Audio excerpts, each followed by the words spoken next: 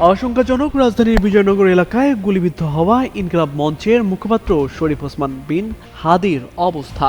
উন্নত চিকিৎসার জন্য আজই তাকে নেওয়া হচ্ছে সিঙ্গাপুরে। প্রস্তুত করা হয়েছে তাকে বহনকারী এয়ার অ্যাম্বুলেন্স। এরই মধ্যে রাজধানীর হযরত শাহজালাল আন্তর্জাতিক বিমানবন্দরে এসে পৌঁছেছে এয়ার অ্যাম্বুলেন্সটি। দুপুরে উন্নত চিকিৎসার জন্য সিঙ্গাপুরে নেওয়া হবে হাদিকে।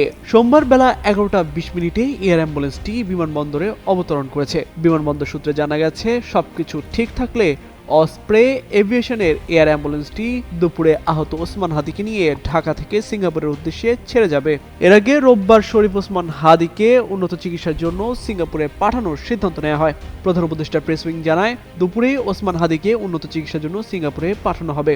এ লক্ষ্যে প্রয়োজনীয় মেডিকেল, এয়ার অ্যাম্বুলেন্স, চিকিৎসক দল এবং ভ্রমণ সংক্রান্ত সব প্রস্তুতি সম্পন্ন করা হয়েছে। সিঙ্গাপুর জেনারেল হাসপাতালের অ্যাক্সিডেন্ট এমার্জেন্সি বিভাগে তার চিকিৎসার সব ধরনের ব্যবস্থা নেওয়া হয়েছে। হাদির সঙ্গে সিঙ্গাপুরে যাবেন তার ভাই ওমর হাদি, সঙ্গে আরও একজনও যাবেন।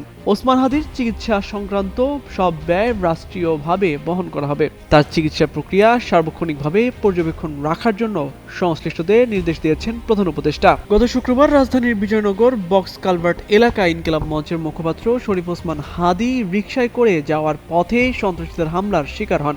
এ সময় একটি মোটরসাইকেলে করে এসে হত্যার উদ্দেশ্যে তার মাথায় গুলি করে পালিয়ে যায় দুর্বৃত্তরা।